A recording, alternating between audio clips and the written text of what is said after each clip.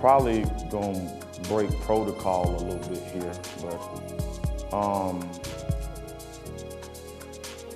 I don't know, but when I think about children whose father that's not present, I think about my own self a whole lot. And with that being said, a lot of times we don't know the magnitude of what fatherlessness does to a child until it's us. That is so funny how it's easy to pray for somebody else that's going through and you ready to pray. And as soon as it hits you, you just don't want nobody to pray. You want them to reach their hand out. That's good, isn't it? I don't have a choice but to think a lot of times that when the same energy is not being given out, and what I mean by that is we're ready to pray for other people that are going through whatever they're going through. And when it hits us, there's a totally different energy that we push out. That's right. That's right. Push out. And maybe it's not that they're disrespectful. Maybe it's not that fatherless children are disrespectful all the time. Maybe it's our inability to speak the language.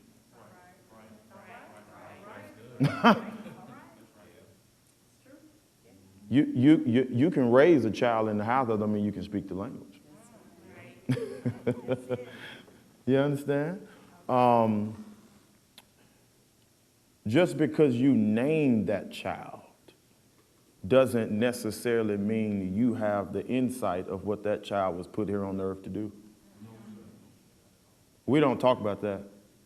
We don't talk about that at all. We don't talk about that at all. I don't think we talk about that because I don't think we're interested. Right. Yeah, that's true. That's right.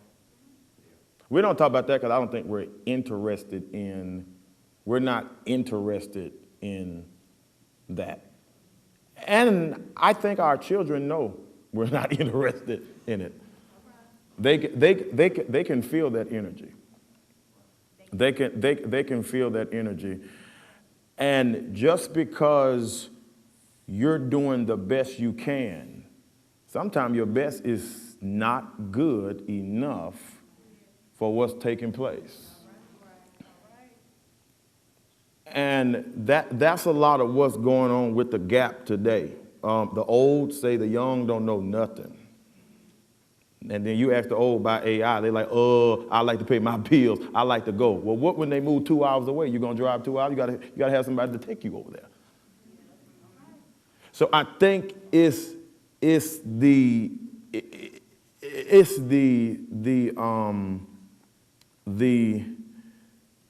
ability to recognize how to speak the language in a way, because when you 45 and 50 years old, you ain't spoke the language of an 18-year-old since you spoke the language of an 18-year-old. And that's the truth. So saying things like, well, I was young too. Well, if you was young too, then why are you doing me like this when you did the same thing? Shouldn't that be a level of grace that's there? And you can't have grace unless you have understanding. Right? You can't have grace unless there's understanding. Without understanding, grace is obsolete at whatever cost. It is completely obsolete. You cannot have grace for something that you do not understand. And you definitely cannot have grace when you are offended by something that you do not understand. And when you become offended,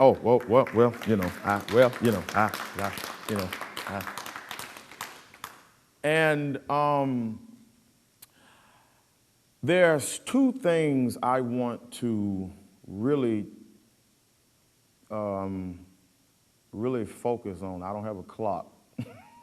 I don't have a clock. I don't know where I land, but whenever I land, where I land. But there are two things I want to talk about today: pain and gift. Pain and gift. Pain and gift. Our fatherless children have a gift.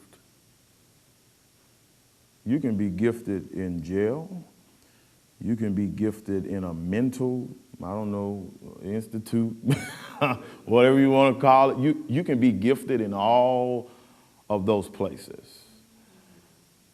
But the problem is when you're put in those places, your gift is not really focused on. But a lot of times people don't find their gift until they've been filled with pain.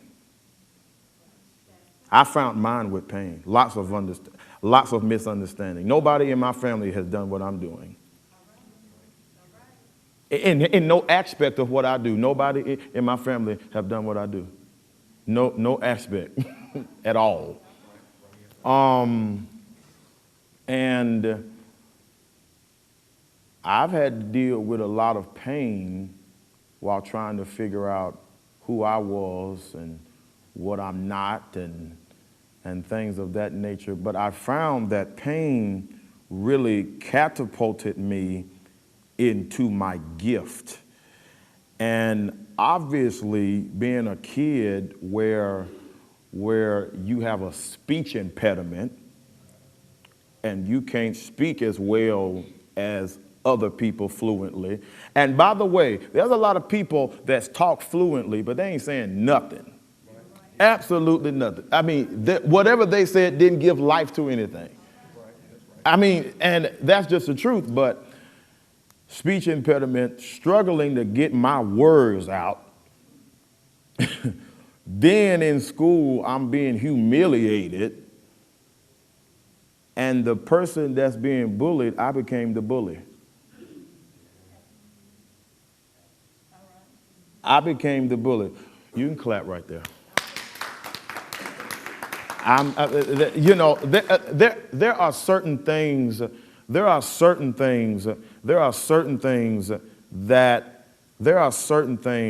that if you don't take control over, it's never going to be what it needs to be because you have not taken control over what needs to be taken control of. Have you ever been frustrated? Yes, sir. Yes, sir. Yes. Not because you didn't communicate what you need to communicate, but you're frustrated because what people are giving you is not what you communicated. Right. Yeah.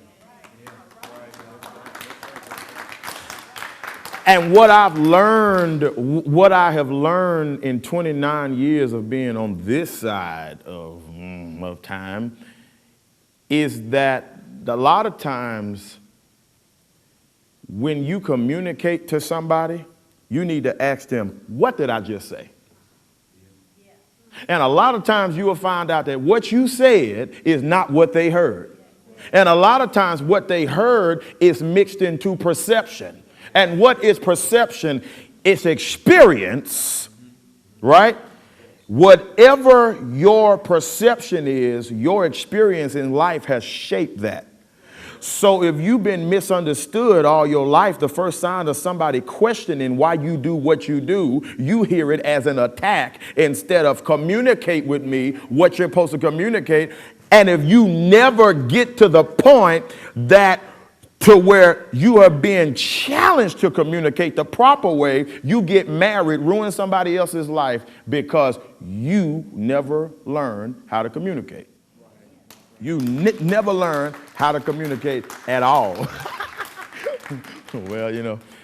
And so the pain of having that speech impediment, the pain of having my dad was not there, and I felt bad for acknowledging the fact that my dad was not there. Simply because, simply because I grew up where image meant everything to them. You better not, when I go over my friend's house, you better not say you hungry.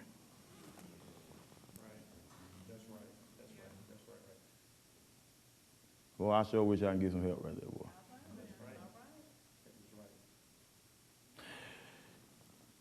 Where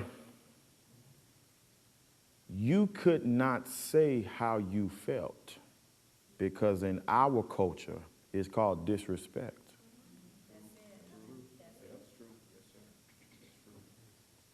And a lot of us didn't come up in a Christian household. So they could cuss you out. You the child, shut up. And I then wonder when you get old why you got to pay somebody to help you, because you dishonored your seed, because you thought that your seed didn't have any significance outside of you taking care of your seed. And what I am still discovering, is children are people, not robots, animals, not something that they are people. So since they are people with emotions. They are people that their personality is still forming. So if their personality is still forming,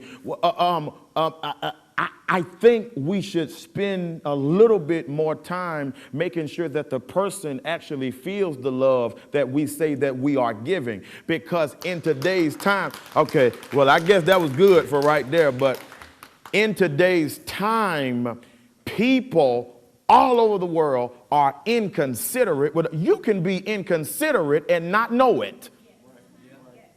You can be inconsiderate and not know it. My wife says that we need a printer.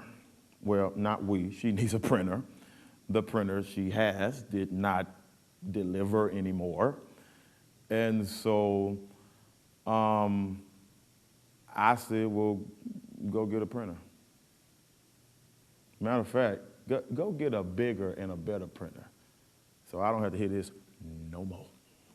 Get a good printer. Just get a good printer. Well, I noticed she didn't move. She did not move. And I'm thinking, now you told me you need a printer. Why you ain't move? You got my whole attention for a printer. Matter of fact, I paused the TV to hear you tell me you need a printer. And I said, well, go get it. And then I noticed 1 hour went by, 2 hours went by, 3 hours went by. We on the 5th hour right now. So I said, what about the printer? My nerves bad. Anybody got bad nerves other than me? In here. Your nerves kind of bad, so yeah, I know. So are you wondering why you ain't went and got the printer? You done told me about the printer. And so I said, do I need to drive you to get the printer? Matter of fact, I'm already going out. Do I need to pick up the printer? Why don't you just send me a picture of the printer? I'll go get the printer myself. She gets there, gets the printer.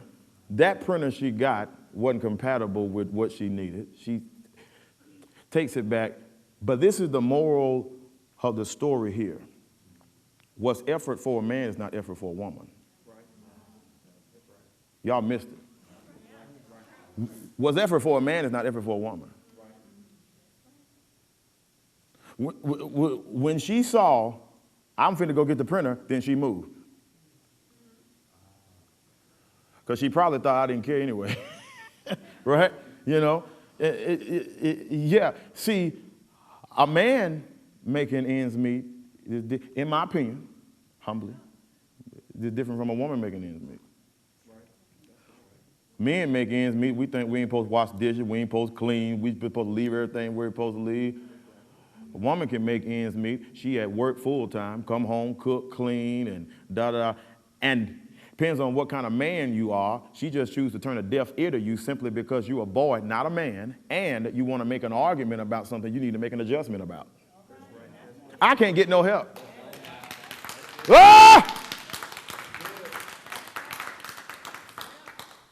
So my pain caused me to find my gift. All I saw growing up was hard working people. I never thought you could make money talking. And I had problems talking. I never thought that I could pay my bills talking. Didn't go to college, didn't finish high school, and I ain't ashamed of none of that, by the way.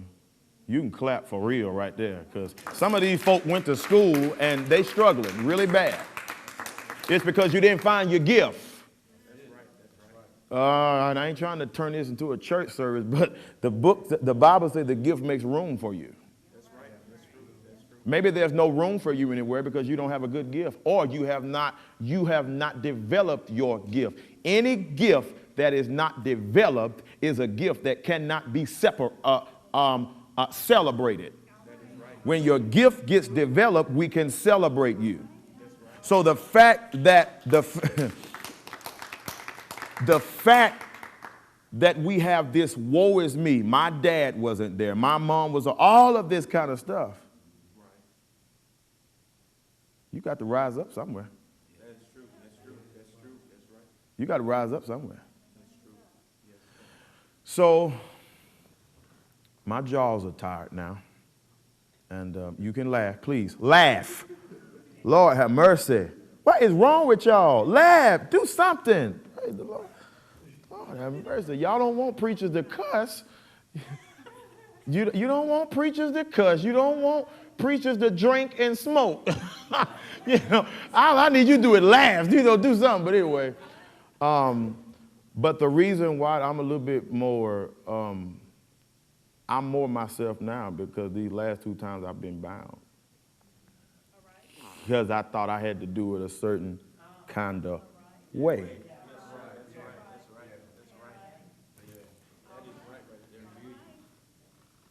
It may be protocol to it, but what he wants to use is authentically you.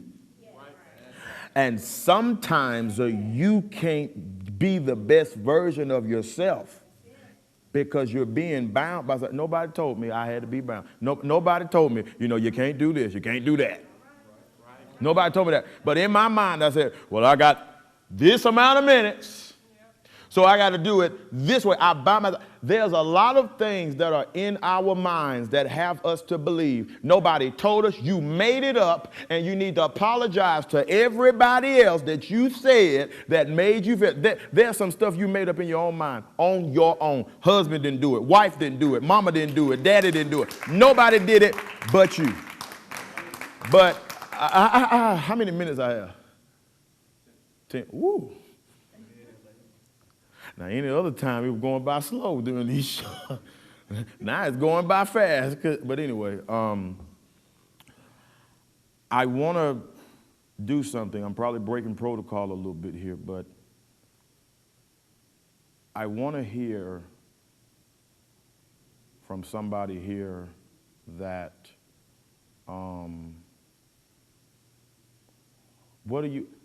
how can you connect pain and gift together? Anybody? Pain and gift. How can you connect pain and gift together? Now, some of you like to talk. Okay, go ahead. One of the things that I've learned as a school counselor is that a lot of my students have been through a lot of pain. And what I do for them, and I thank God for that, what I do for them is expose them to something that they've never known before. So that pushes the gift that they didn't know that they had to be exposed. So that's my goal every time I go into my school is to expose your gift, even though I know you have pain, because you don't know. Oh boy, thinking about that, pressure will pull something out of you that wouldn't have normally came out had you been in your comfort zone. Pressure has a way of doing that. You put me in a room with some hungry people. I'm provoking you to give me energy tonight because I'm giving you energy. I ain't just gonna sit here and let you look at me and say you supporting me, but you're not gonna give me the energy that I need to finish what I'm doing. But you put me in a room where hungry people are, I preach to them red in the face. I jump over pews. I do God. But you put me in a room where people are dead. You put me, I'm used to dead. So dead don't pull nothing out of me.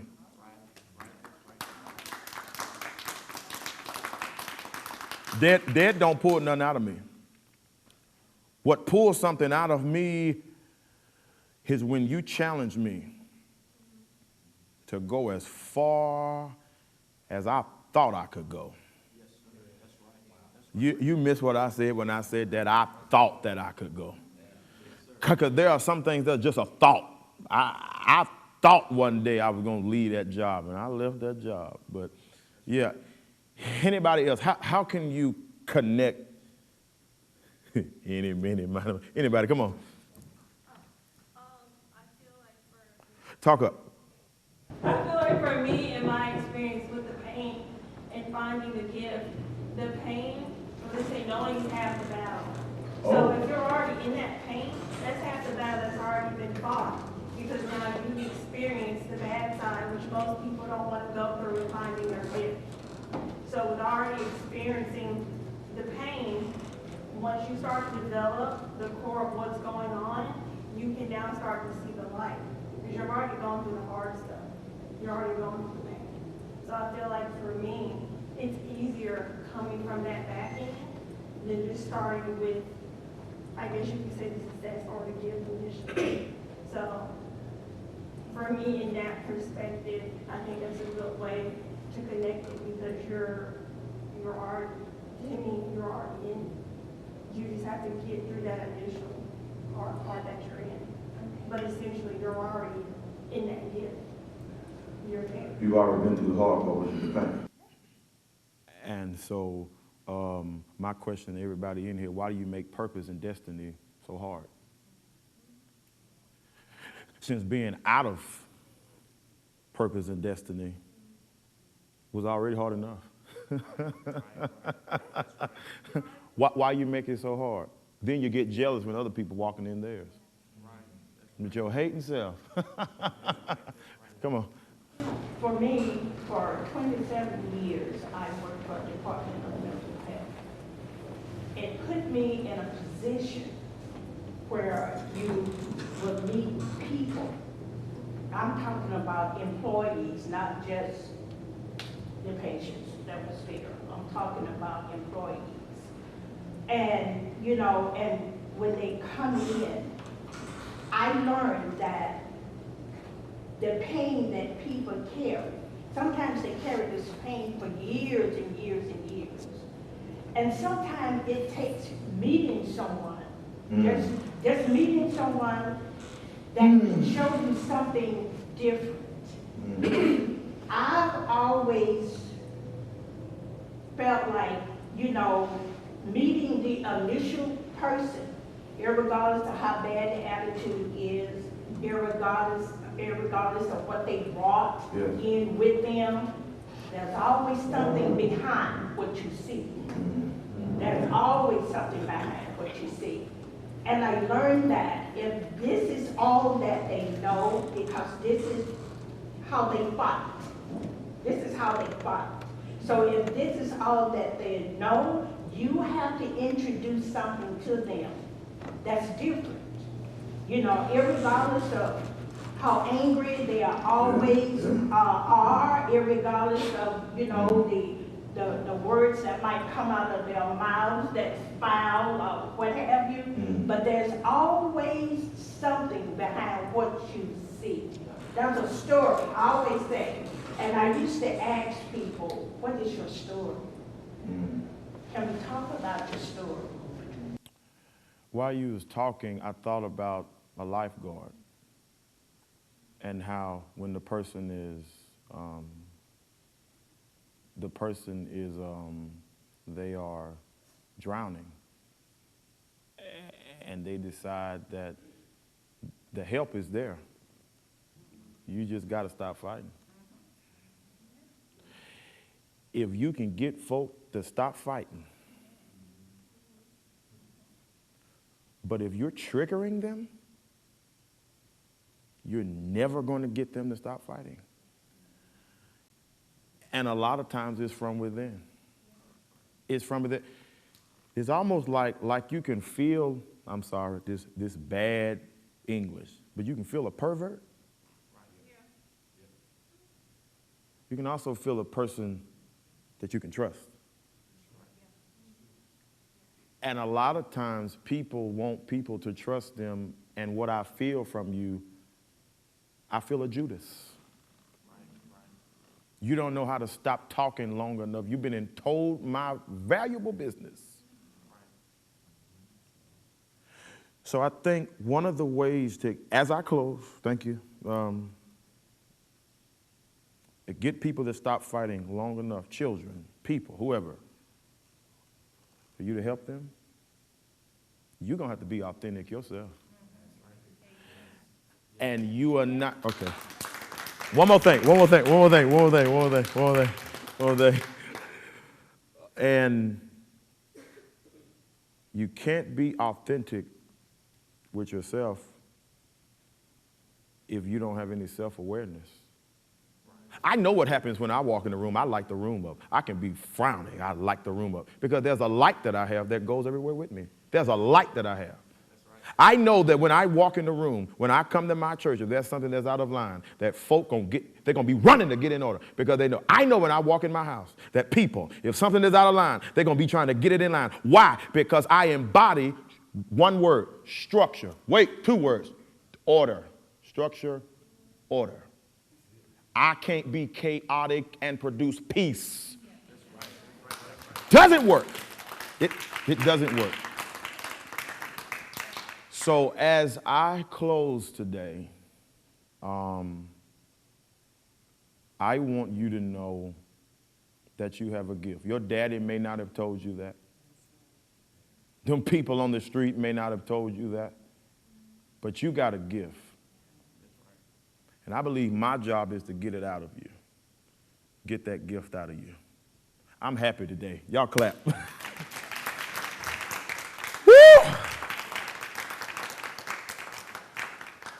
Travis said, keep going. Let's sing. Oh, all right. So we done with that. I'm going to take about 15 minutes because I'm full. Wasn't this all right tonight? Yes, sir. Yes. This was okay? This was all okay. Somebody else tonight, I got 15 minutes, but I want you to talk with me about what you felt sitting here. Don't even try to talk to me if you were closed, because your answer won't be conducive to what's happened within the last 30 minutes. But if you were open while I was talking, you just as full as I am. You just as full as I am. Not because you think you're better than anybody, but simply because you are better. But I who got a closing? Something? Give me something hard. Who wants to say something?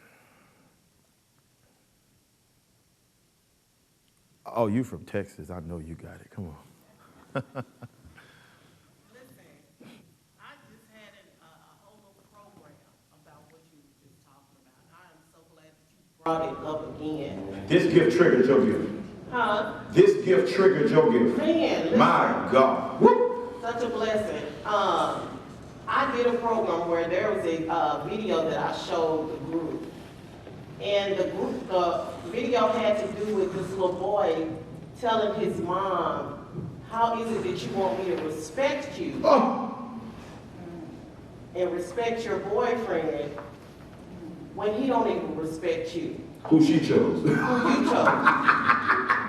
And so I was I talking can dive into that, but I'm gonna let you talk. to the church venue and saying, listen, we have a group of kids who have been raised in God, Yeah.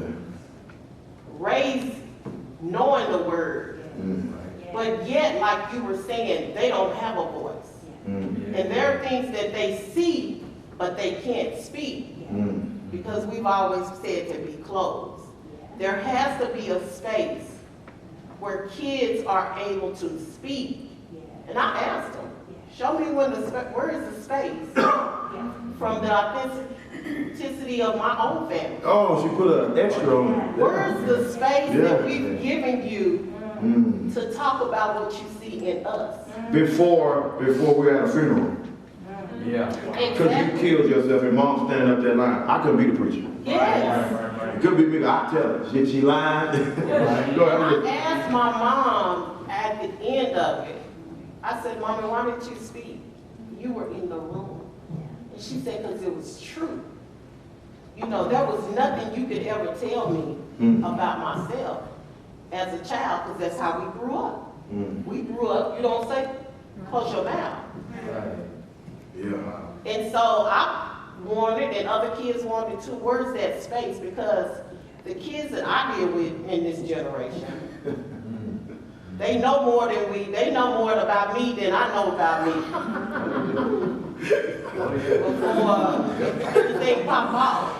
So now we have to learn how to deal with the kids and not deal with, but be a part of this generation. So we can learn and communicate the same language that is happening, and still be able, I love what you said, making sure that it's not a chaotic space, but it's a space of peace and support. Because we're sending these kids out here in this world, and we're saying, do what I say, but don't do what I do. But they saying they just doing what they say and they doing what they do. Which should we go with? Because they doing the right thing. You not doing the right thing. Because I should be able to do what you say and what you do, but you ain't doing it in a Christian environment. I told him on the front row, and I told him, I said, whatever's going on with you, I'm interested. Good, bad, ugly. When I first started pastoring, it was about I got to have holy members. And then I found out holiness was a process. The reason why, and I am not going to disclose what I don't need to disclose, but the reason why he loves me, and he loves me, no matter where I go, he hitched a ride to get where I was. He hitched a ride to get where I was. He will go to the lengths to have what I need, to get me what I need. He said, you're not going to Dallas without some new shoes. He found out the date I was leaving. You can't get out of people because we are only interested in their good side. But he went to school with me. I never went to school with him. I didn't even know he existed till he called some number on the internet, and he thought he was calling the church, and he called her. Everybody's talking about, hello, is this hard to mention? You calling at 8:30 at night, talking about this the church. If it was, we close. You know? But I was very much interested in him and everybody that comes into my space. You want to know why people will fight you over me? They will fight you over me because I fought for them. It is hard for anybody to fight for you when they saw you tuck your hands behind you, and when it was time for you to speak up. I never forget, and my mom has never professed to be perfect. She has never professed to be a saint, anything like that. But one time they called her to the school, Earl Trevilian Attendance Center down there in Palmer's Crossing. I had blew up. I got mad. I was angry. I got so mad, I flipped over the table. I told the teacher some words I shouldn't have said. You understand, you know. And my mom gets to that school. She walks in that office. She has this little look on her face. If you watch her long enough, you'll find that same look. Take her off, you see that same look. My mom, it's that. Her mama got it. She got it. You know, they just got that little look. And my mama's sitting down at that table, and while she's sitting at that table, she says very calmly, she said, well, obviously, something is wrong with him because he wouldn't be acting like this had not anything been wrong with him. If he said that boy did something to him, for the first time, she was able to speak. I don't know if she was able to speak it since then, but for the first time, I felt I didn't have to defend myself because even though she didn't see it, she had enough sense. And you said something. I can't touch on it now because my time is gone, but you said something. I've said this, and I'm going to say it 1,000 more times. If things don't work between me and her, I got 3 with one of y'all, her. If things don't work between me and her, me going to get somebody else, and with my biggest investment, I couldn't make it work, you have lost your mind. Because as a man, I know that I got more invested in her. So if I couldn't make stuff work with the mother of my kids, I'd be dang on it if I get another assignment called getting remarried. I'm not going to be a failure as a parent and succeed at a second remarriage. I'm not going to be. I ain't doing it. I'm not doing it. And you know what? I want Jayla, Cade, and Teray to know that as it relates to you, nobody is going to get a better version of me than you will. I'm done.